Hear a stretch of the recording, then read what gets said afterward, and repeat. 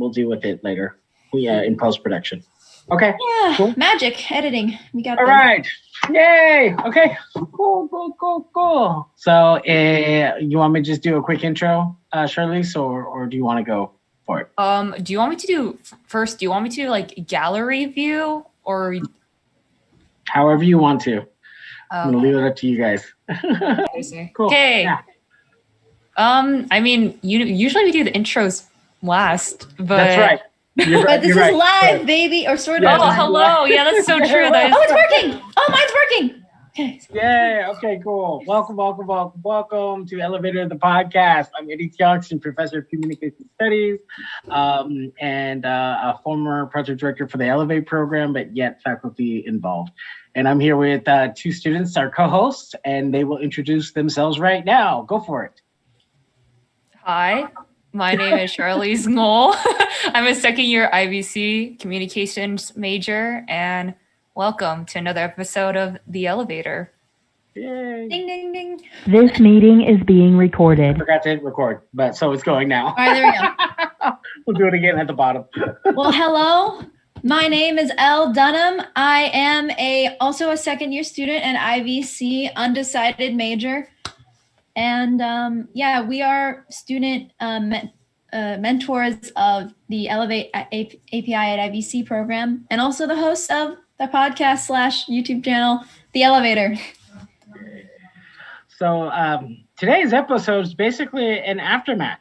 We just concluded that event. Oops, wrong shoulder. That event that's over my shoulder, API I Hate, years later.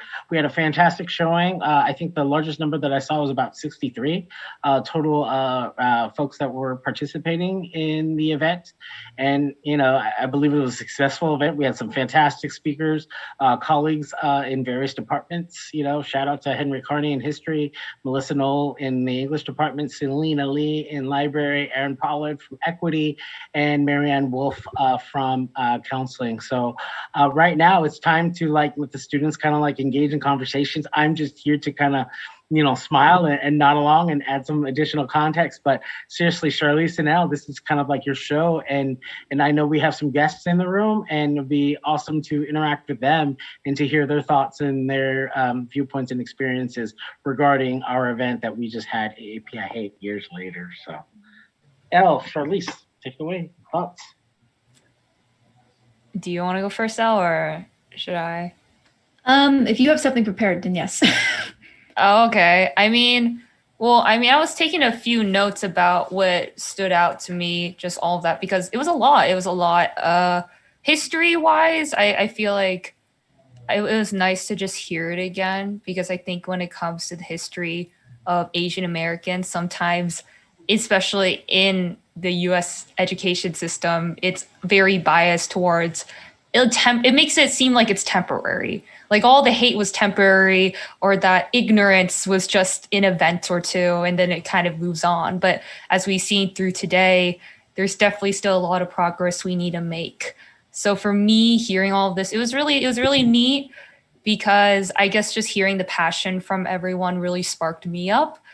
I mean, coming into even COVID, that opened up the reality that we can label people so easily and make it suddenly a justification to violence, voluntarily violence, and have our authority figures not really help to have its citizens be there to stand up or even go against authority sometimes, because they don't seem to have the right side, which again is debatable. But it just hurts seeing that there has to be a fight with people like that, when a conversation can save it, or simply a moment to think, is this right? So that's kind of what I felt about it. And hearing the different perspectives was really interesting. But yeah, that's kind of it from me from now. So yeah, I really felt that was really meaningful, going through all of the historical context for all the systemic racism, and also going into some of the lesser known issues within the Asian American communities, ones that even I, as half Chinese person, kind of almost forgot about or took for granted. because one thing that they mentioned, well, something that's obvious that is prevalent in the Asian American community that we face is misogyny within our own community and towards others. But one that really hit me home and like surprised myself with how much I like related to it was mentioning about that in Asian communities there being a stigmatization against mental illnesses and also just injuries and illness in general. And as a mentally ill person who's been going to therapy since high school, I definitely had that challenge with my own mother, where she wasn't sure if it was right to have a stranger to interfere with personal business or things like that. And so that was a slight struggle in order to get treatment, but she eventually came around.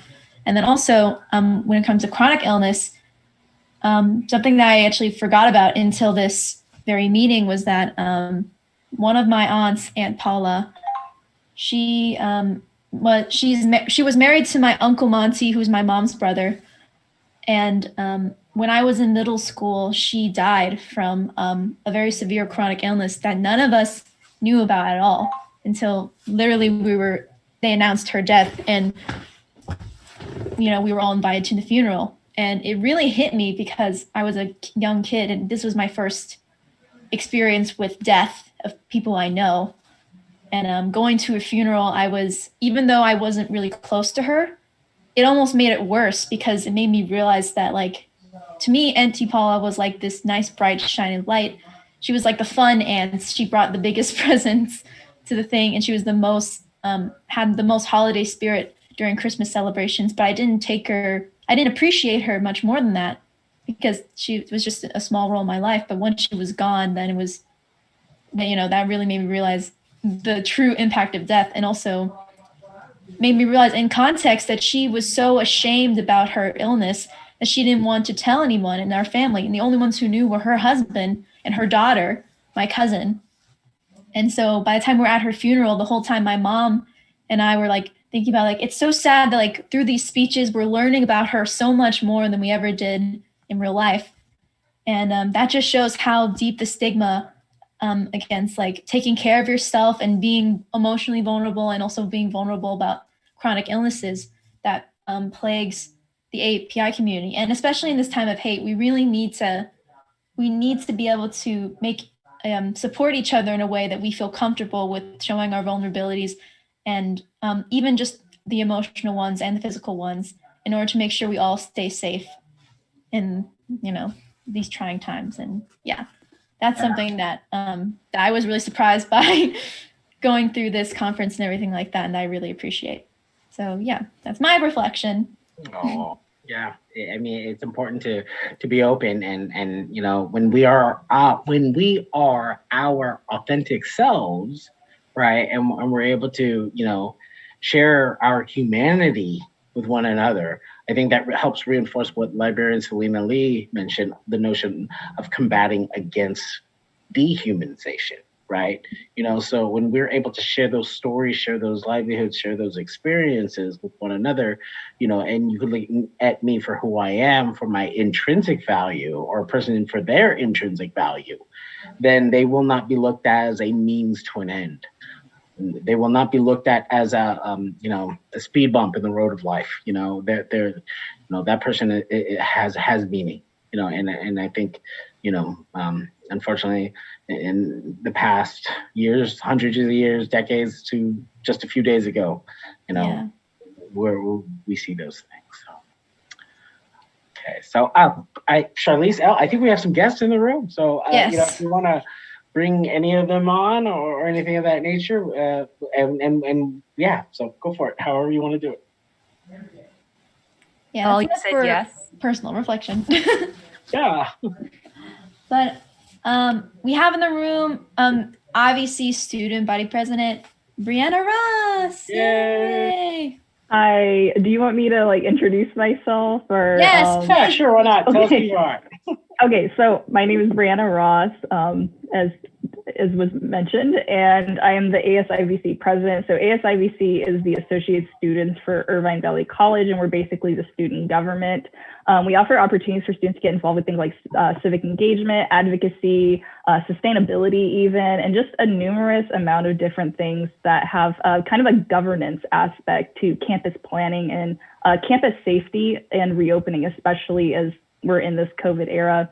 The other position I take up is also the Vice President of Communications for this organization called the Student Senate for California Community Colleges. And why that's significant is because when I hear things about all the violence that has been happening and have been really propagated towards the AAPI community for centuries, it seems like, I look at this with how is policy both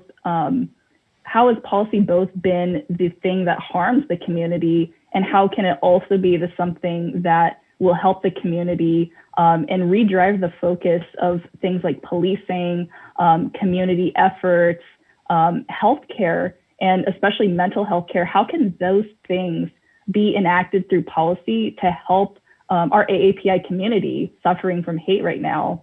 And so one of the things, I'm not really sure how these podcasts work is, like, do I bring up a topic and then we talk about, because I really like, yeah, we do it very fluidly. Yeah. We just Very talk fluidly. about what feels relevant to us in the conversation naturally. So feel free to bring up anything that you feel is relevant to, what we're talking about. Yeah, definitely. Well, just as kind of a reflection from our event that happened earlier, one of the first questions that came up from an individual was, what's the solution? How are we trying to solve this? And immediately, as a public policy, political science major, I thought, oh, policy, legislation, what can local efforts and laws do to protect individuals? But obviously, I'm not a person of color, and I'm not in the AAPI community. I'm a white person, a white female at that. So I want to hear from, my AAPI friends, how can other people be allies to the community, and how can policy really help communities, and what's missing that would really help and empower you all as individuals? Great question. Yeah, sorry, it's a really broad question. No, it's a good question. For me personally, I've been handling things at a very individual scale recently. So honestly, I do not have any kind of broader solutions for any of this kind of hate. The most I've been doing is there was a recent attack of an Asian American man around Sierra Vista Middle School that happened on March 23rd. And after that, I was mostly focusing on my family and the immediate community members, making sure that we all had personal protection, informing my family about the recent police videos and things like that of the suspect, of the attacker, and things like that. The description of the dog, and being personally preparing to try to find the perpetrator, not find them, but I was discussing with my brother where we'd be if we see someone who's walking with a dog, because the dog was more visible in the video than the actual person. If we see someone who's walking with that dog, we can walk up to them and take pictures of the dog and be affectionate towards the dog, but also get video of the person with the dog to see if that person is possibly the suspect and send it to the police. So I think that my solutions I go through are the things that our lovely librarian Selena said, of personal vigilance, but not only just of physical safety, but also of interpersonal safety and things like that, making sure that if we are going to protect ourselves, we're also doing that while, being empathetic towards others and recognizing their humanity as well. So that's the only thing I got. Yeah, definitely. Thank you for sharing that. So you're saying there's certain things that an individual can do in the community, such as, if you have information about any suspects that are causing the violence. I did see a lot of posts actually on social media saying to reshare this, and if you have any information about the suspect, tell the police. So I know that definitely helps. So that's good to know. Yeah, absolutely. Okay. Cool. Just making sure I'm not going to interrupt anyone. So for me, regarding solutions, I've thought about it a bit because I'm trying to think about long-term solutions. So like we got ways that individuals can help fix problems, such as, find suspects and using the technology we have to station. We could tell people to start the conversation, but it's really hard because there's a line where people can and cannot, maybe because of safety, maybe because of who they live with, that whether they have that conversation. Like for me, I can have that conversation with my parents. Like when it comes to politics, government, we're able to talk about those things. But my cousins who I'm close with, I realized early on when COVID started that they don't really talk about racism. Or if they do, they give implications of racism. But if you ask them about racism itself, it's very uncomfortable. And we're not that far apart in age. We're only 2 to 3 years apart, but that scares me because if I, in my bubble, I can talk about these things and I feel safe. But to them, they live in Irvine too. So it's not like a location thing and it's not an age thing. Then what is it? It's the fact that their peers and their relatives just so happen comfortable with that. And I'm thankful that I have friends and family who are. But I think if we're going to go to long-term solution, it's to educate people in a way where they feel safe and comfortable to talk about those things. Because if there's one thing that, regardless of any demographic, I think in America, is that we're kind of afraid to be wrong growing up as adults. We're kind of afraid to admit to be wrong. And if we're admitting to our wrongs, it's after we learn what is right. But that's hard because like if you feel deep inside like, oh, I don't get what you feel, but I want to learn about this, sometimes you can't admit that because they're like dumb or whatever. And this is a long way of me just saying, essentially we need different forms to educate people, whether that is our actual education systems or more resources towards maybe those who don't have that access. Because I'm trying to find a way to normalize it in everyday life, in like something that like actually sticks, because you and me on social media is very different. And like the 1 or 2 conversations work for some people, but we need to try to like normalize it on a national scale kind of thing.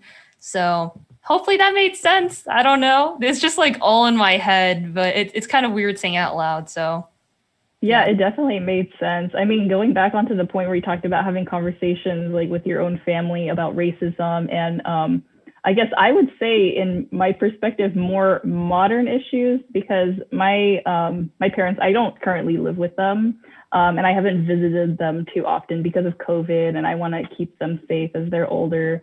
But sometimes we end up in conversations about things like cultural appropriation during Halloween. And we also talk about things like using proper terms to talk about people like Native Americans. They always say, well, in school, they taught me that they're Indian. And then I say, well, what do you call the Indians from India? And they say they're Indian too. So, and then sometimes I'll try to bring up things about like that.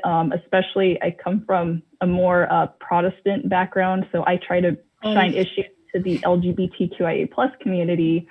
And basically the response from my parents is that we don't want to get political. And in order for me to kind of keep the peace in the household, that means I need to silence myself. And that's something where I always see ever since the summer when George saying, have these difficult conversations and keep having them. So that's really what I've been trying to do on my part. I don't know how much of an impact that can have, but it's something I myself can do within my own household and my extended family and any friends that may have differing views. I try to bring some more clarity to and educate them so that people of color, and especially right now, the AAPI community who is grieving doesn't have to educate others while all this is happening. Yeah.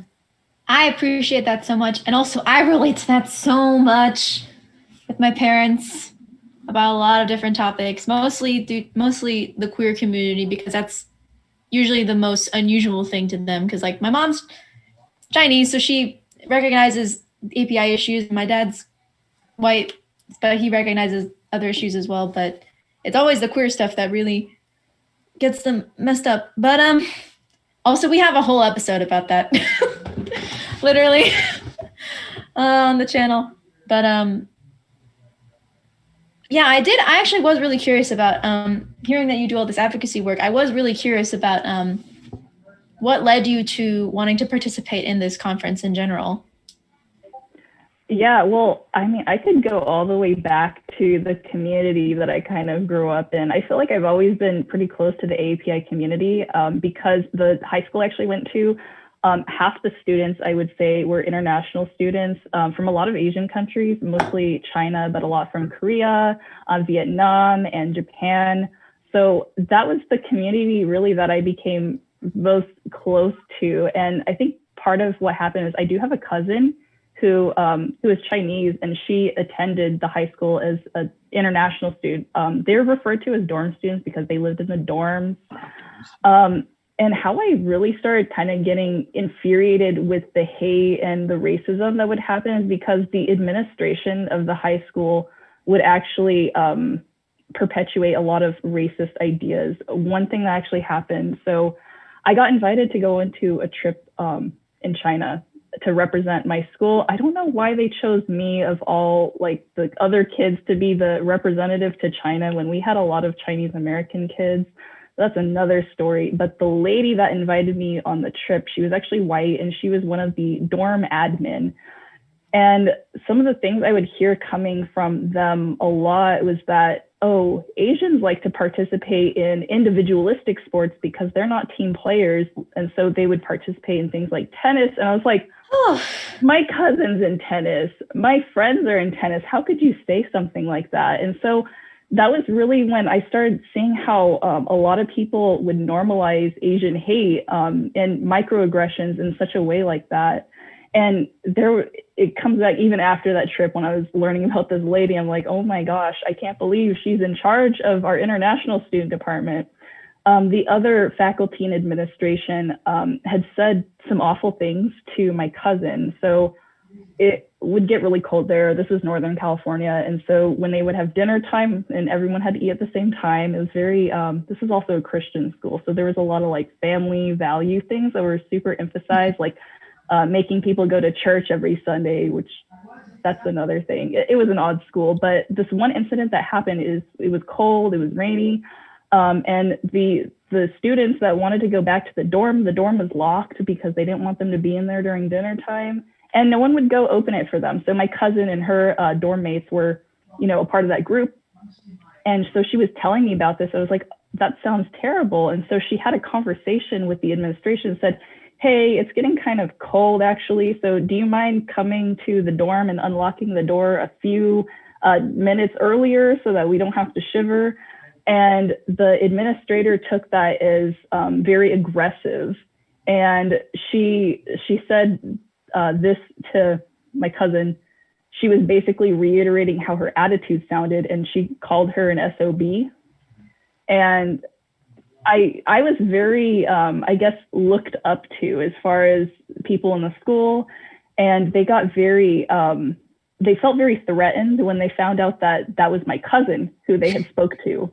And so I had this whole conversation with some of the administration. I was like, look, we need to have a conversation about why are you being racist. I talked to some of the other international students, and they said that some of the new practices they got when this one particular lady was the administrator, they said it just felt like we were in a concentration camp. And not even exaggerating, they just said it felt like they were very controlled. They were trying to control their ideology. They were making them go to church every Sunday. And this is a college. Making them go to church every Sunday? Yes. Wow. Yes. There was just such controlling things. And my continued involvement to try to help more AAPI students is because I failed to carry through with a lot of things that I could have had been changed for. I really regret not using my voice because I feared that because this was something that was such a sensitive topic to the administration that I would like get expelled or something. And I know a few of the international students who did, they call it rebel, but they brought issues of that to their awareness. They did get expelled, and they got, some got suspended, and there was these other things where, so in order to attend the high school as an international student, if your like home is in a different country, you have to have one local like guardian. So my aunt, I have two aunts. The first aunt was the mother of my cousin, and the other aunt was my marriage-related aunt. And she was the guardian. And so a lot of the students, when they're either their parents or their guardians would have houses for them to kind of stay over the weekend, they would say, hey, you can come back and you can kind of bond with your family since you're kind of stuck out in the school the whole year. And one of the things that this new administration did was not allow students to go home frequently and go to their own family's houses. So like my aunt, like if she came around and tried to pick up my cousin to take her away for the weekend, she wasn't allowed to do that. And so when I hear about these things happening, not again, because I know they're very persistent, but they're being brought to the media's attention more frequently about AAPI hate, it's just very near and dear in my heart because, you know, you think about, you know, we all have our different sets of privileges. I have white privilege. So when I go out, I don't have to fear about getting pulled over by the police and potentially losing my life.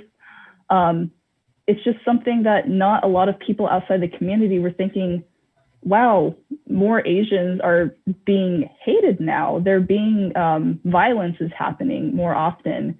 And that's something as a person outside the community, I've just seen more and more because of media. But I know it's happening not just because the media is bringing attention to it, but something changed recently and media is becoming a tool to bring these issues to the surface. And that's really when I started saying, okay, well, I really want to do something about this because last time this was an issue, I didn't carry through, and I want to be an ally, and I want to be not just a performative ally, I want to be an effective ally. And that's why I come to these things like this, because I want to be more informed about what's going on in the community, what's been going on in the community, and what's, you know, some of the things happening to my friends, and how can I be a support for them. Wow. Thank you, Brianna, for sharing all of that. No, thank you. You know, I mean, you know, your compassion, your heart, your energy about being an ally it comes through. And we know you're a genuine person, and I've known you, of course, in various spaces too. And so, you know, I appreciate, you know, you coming on here and sharing what you did and that story. And I can relate to following through too. I mean, even just when I'm reminded of what Professor Carney like brought up, the notion of coalition building amongst other communities, other minoritized groups, right? And you know, sometimes you stand with others or you stand for others, and then when it's now coming back to you, and you're now like, you know, part of the news cycle, and also like the actual reported components of hateful acts and all that other stuff, and it's your community or your relatives or people that you can identify. Standing together in solidarity is also important. So, Charlotte, did you want to bring up something? Because I wanted to kind of cover a couple components real quick. I mean, thank you. I was going to also say thank you for saying that. I really like the point where you said like not just a performative ally, because I think with social media, that's what has been increasing these days. Just people resharing and reposting other people's posts, or like sharing out. And I saw this YouTube video that like, I just really like this YouTuber. His name is Matt Diavella. He talks about many things like minimalism, filmmaking. But he talked about during the BLM, or Black Lives Matters movement, he was talking about how he was seeing a lot of people sharing and he was going to do the same, but he realized that, you know, like all he was really doing was just saying and saying, but not really listening. And so for him, he was thinking like, okay, I'm going to try listening more and not just sharing out. And I think just like with this, with the Asian hate, a lot of people I think are trying to say more and like trying to be like an advocate in that way, but are really listening. not really trying to get different perspectives, acting as if one side of the story is right. Because the thing about me is just, I'm also ignorant in many ways that I grew up living with a lot of Vietnamese people in my life. Like Westminster, Garden Grove, that's considered the Vietnamese American cities, not cities, cities. Yeah, I think that's right. Yeah. But like, so growing up, I never felt excluded in terms of race. I just knew there's a lot of people who looked like me, and I actually realized that when I went to Vietnam 2 years ago, knowing that I was Vietnamese American, looking like a foreigner, when I came back, things looked a bit different. And so like when COVID first started, I kind of realized that like how much my life was a threat.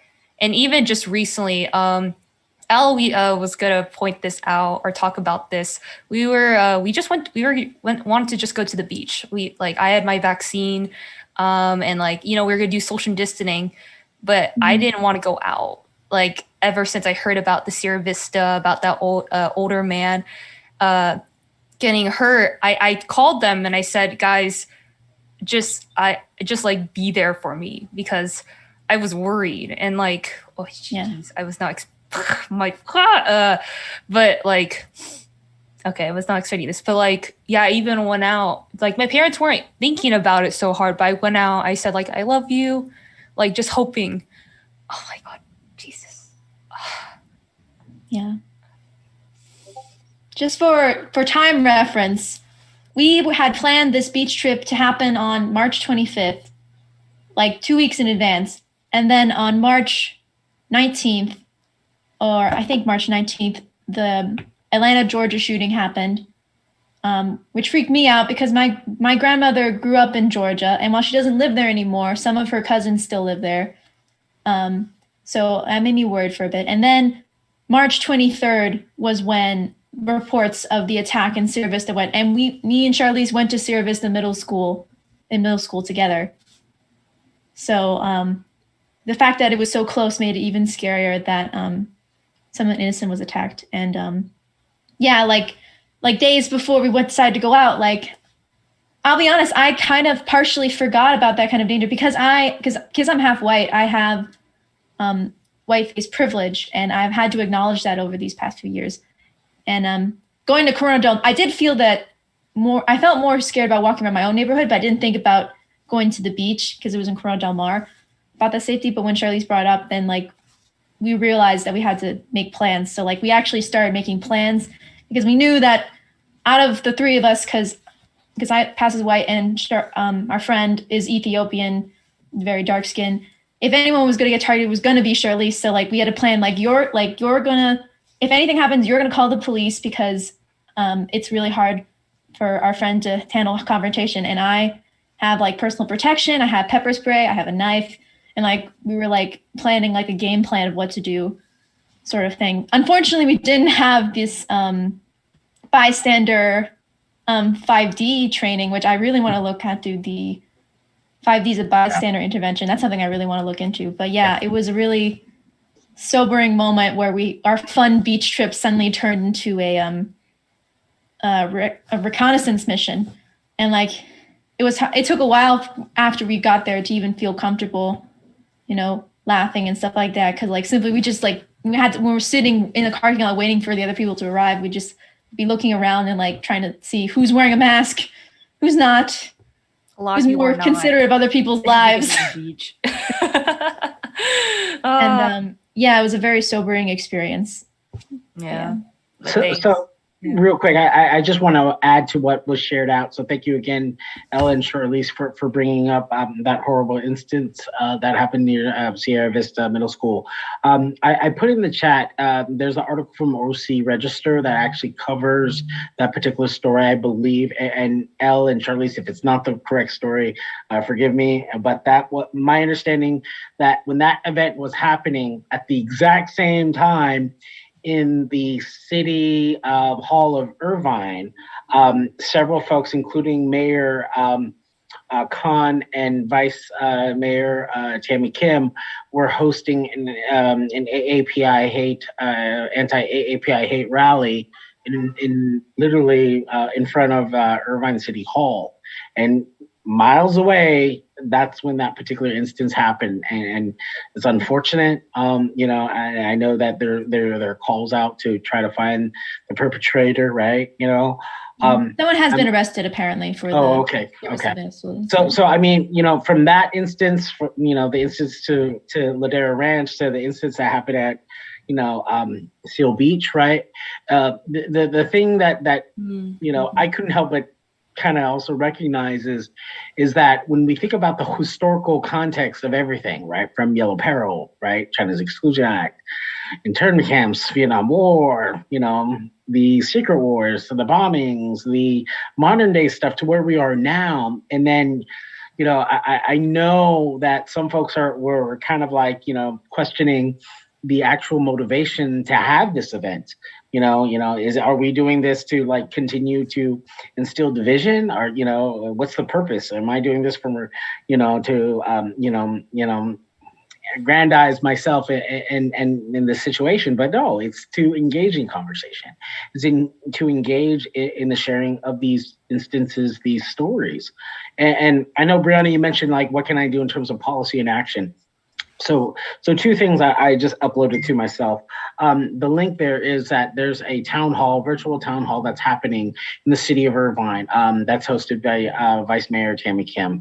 So she's looking to hear from community in the city of Irvine, how to potentially combat, what's been going on, or at least to do our part as, citizens in Irvine. And AAA Action, which is Asian Americans in Action, is a nonpartisan 501c something nonprofit org, and they're all about raising awareness of and political engagement for the Asian American community in Orange County. And so they actually have specific policy resolutions that they mentioned, and I know that our district had policy resolutions that came back out last May.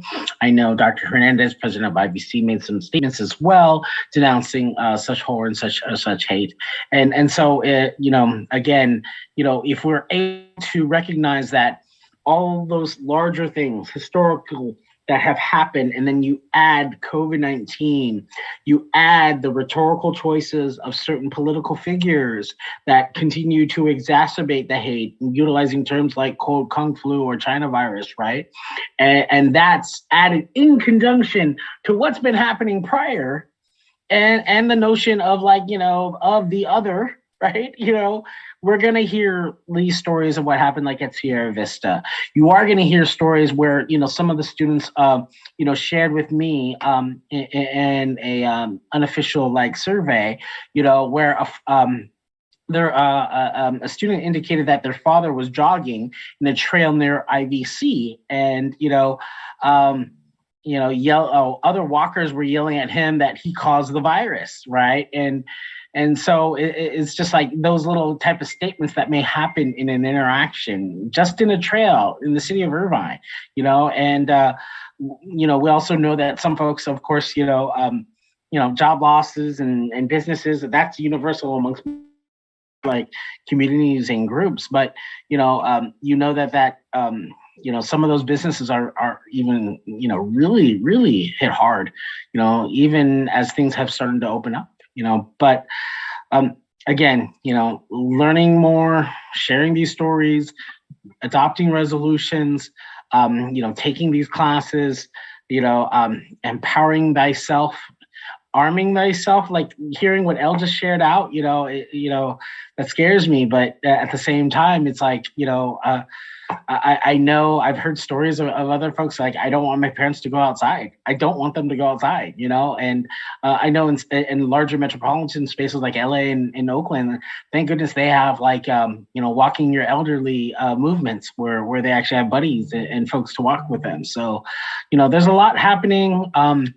Whether, some folks may think, it's not a problem at all. I'm these are people that reported these instances, and there's so many more that probably didn't report them. And so we just have to take it for where we are in the larger context of how things are unfolding. So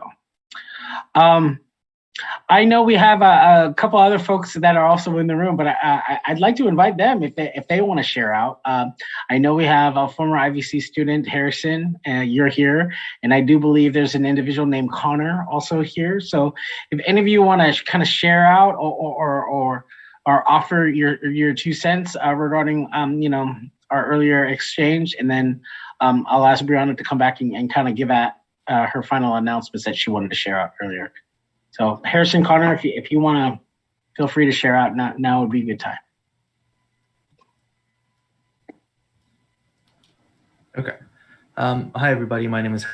I'm a former student at Irvine Valley College, and yeah. So like the earlier session, I thought it was good to see students and faculty all come together to kind of talk about this issue. And what was more I guess like inspiring was that it wasn't just API students and faculty there. It was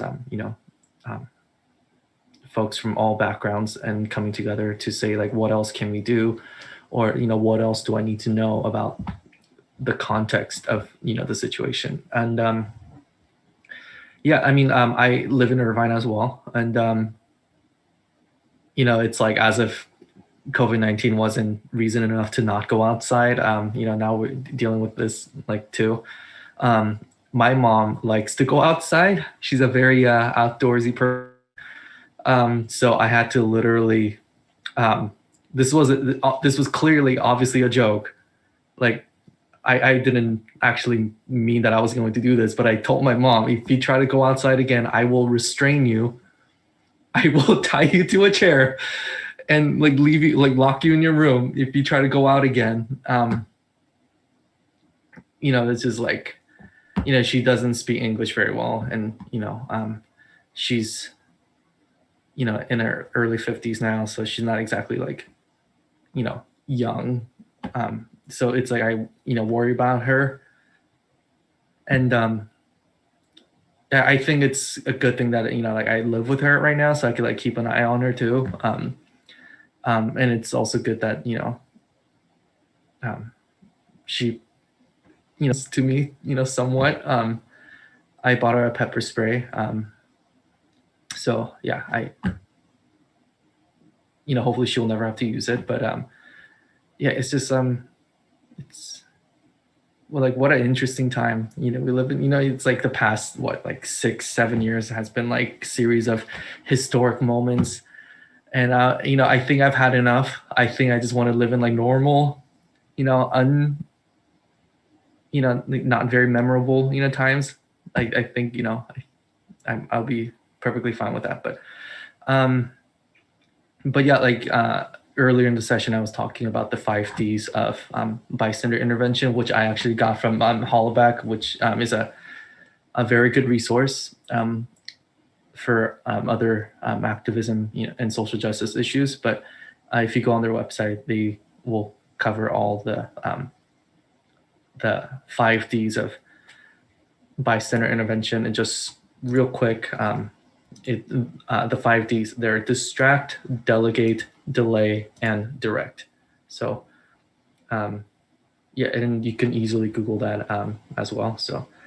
And and even if you look into it, I know like learning about it is one thing. Like if you're ever in that situation, that's a whole nother issue too. Because like in the moment you might panic and not know what to do. But I think the 5 Ds kind of help you with, in the moment, if you don't feel comfortable just getting involved directly, there's delegate, which is like having someone else help you, or delay it, as in if it's not physically violent, you can at least come in, later and say like, hey, are you okay? How are you feeling? Do you want to talk? So yeah, there are ways. And I think it's important that, we talk about it in these circles. And then once we leave here, we enter into other spaces where maybe it's not all API folks in there. So, and maybe to them, this is not an issue. It doesn't really register as like a, big problem for them. So maybe you can raise awareness there. And, if it sticks, on one person, they can also go into a different space where they, can share this too. So So I think coalition, right now is very important. And, I think this is the best time to, I think, we live in an age where building coalition is like, it's never been this easier to do if you really put your mind to it. We have all these technologies to really connect with folks from other spaces, and how cool is it that we can sit at home, or wherever we are, to discuss these issues and come together and be in community. So yeah, thanks for putting this together, and thanks for having me. Thank you, Harrison. Connor, do you feel like sharing at all?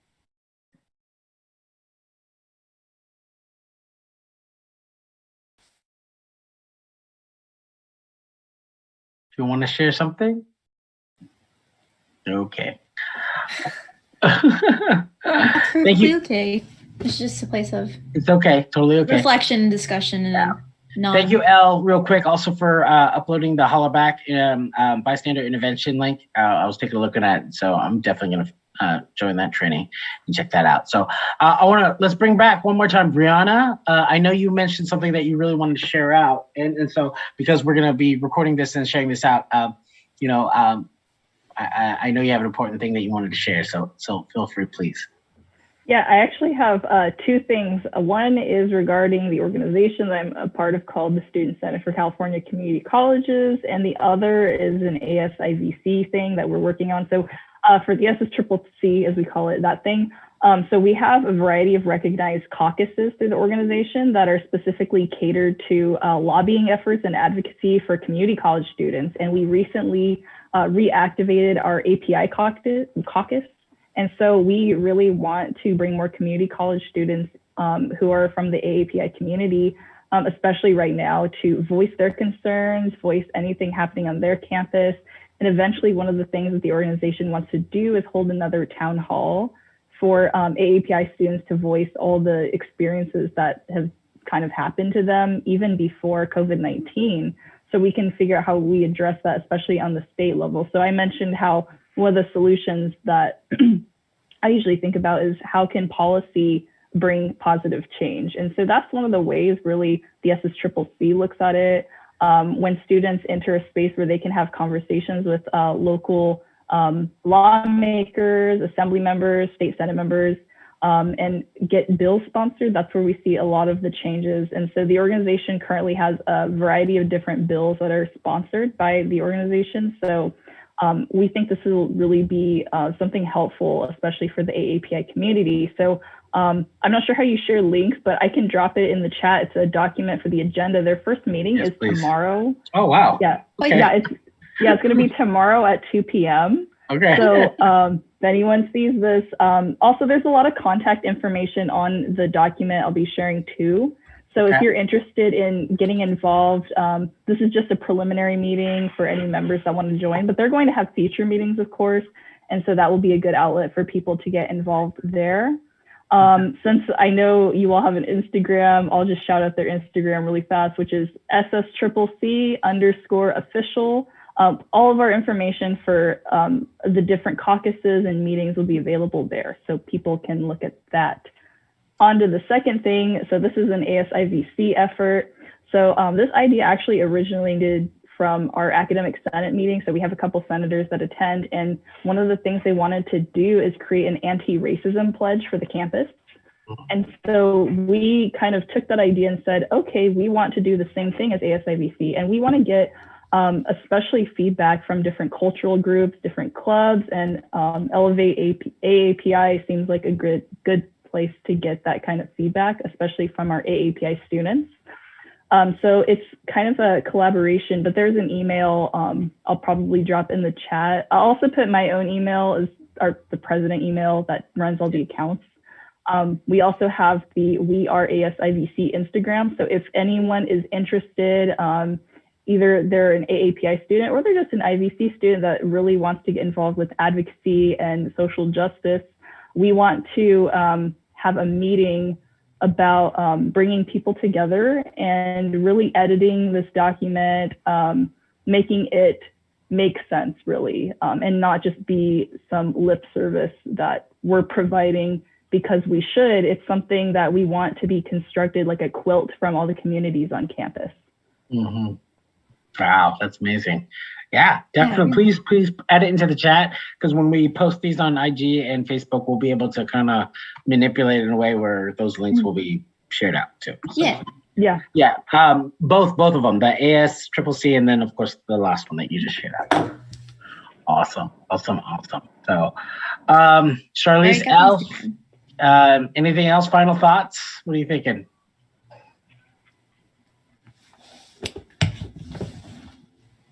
No, not me. I mean, I don't know what to say.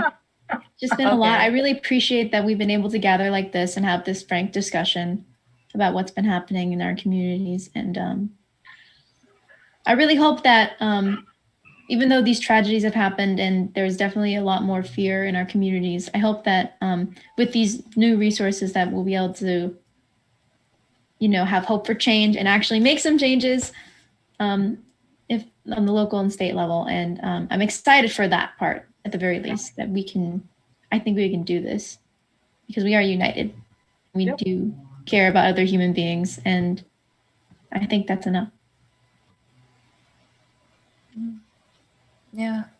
I guess from me, I guess like with all of this, the thing, I guess for me, the biggest irony that's not like only with me, but with many people, I think, who are either Asian American or know someone who's Asian American, is that this issue's been much bigger and has extended much longer than we want it to be. And, as much as blaming feels nice, feeling like, oh, I know the cause of it, yay, it doesn't really create any solutions. But I think the difference we have now is not only the access to interacting with people around the world, but also the ability to have those conversations.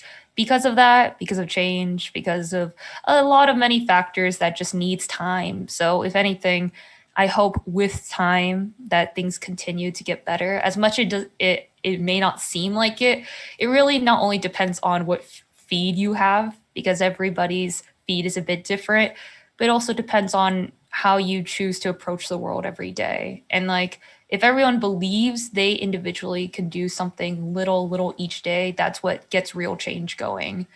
Not really waiting for another person to start or to care enough. You have to be the one to care enough, and the people around you will be influenced by that. So I really enjoyed this. I really enjoyed the event. So thank you, Eddie. Thank you, everybody. And yeah. Yeah, thank you all. And Gandhi once said, Mahatma Gandhi, Mohandas Gandhi said, be the change you want to see in the world, right? So I know I probably butchered his first name, but so be the change that you want to see in this world. So, and that starts with dialogue and treating people as human beings. So thank you all. It's been another wonderful episode. So thank you all for coming. And that's all we got, right, Charlize? Elle? I mean, we can end the recording, but not the meeting, just so I can. Do you want the intro again? Like another redo of the Yeah, intro? but we'll say goodbye to people here. Let's say goodbye to people. Okay, cool. The recording has Let's stopped. pause. Okay, so all right. So hey, Harrison, Brianna, Connor, thank you all for coming again, and thank you for sticking around after the fact too. I appreciate that. Hopefully we can connect again. Brianna, I owe you something big time. I'm so sorry for the delay. You're good. No worries. No, They're pretty good about getting materials. I promise you. Okay, I'm just. Yeah, no small worries. fact. But thank you so much for having me. Between today and the Guided Pathways thing tomorrow, I'm like, okay, let's just get through. I know. No, I totally understand. I was I gotta thinking go to about that meeting now. I'm running late too. I'm in that meeting also. We're both late. Yeah, let's See do you that. there. So if you gotta bounce, just tell them I'm on my way. Okay. All right. Bye. Bye. Harrison, Thank you so much. Thank you. You're a really cool person. Harrison, you take care of yourself. Thank you again. Thanks, Harrison. Yeah, thanks man. for doing this. Just real Harrison! quick, on my way out of IVC, knowing that Elevate didn't get the funding, I was like really like worried and like sad about like what was gonna happen. But over the last, like year that I've been away, it's been really cool to see you guys like, just like keeping it going. And especially with COVID and everything, just like in the capacity that you've been able to keep it going. I've been following along with it, and it's just really cool to see the work that you're all doing. So well, fingers crossed. We're applying for a application. If we do get it, knock on wood, it'll really kick off like the cohort portion that we've been trying to do for years about establishing clean learning communities. I think because, the groundwork that Elevate did in the previous 5 years, I think we're in a position to really, to wrap our hands around that as an institution. So when you get buy-in from other departments, it's kind of big. So we're excited for that. Can I stop live streaming this? I just realized. Yeah, you can. Yeah. Stop. Okay.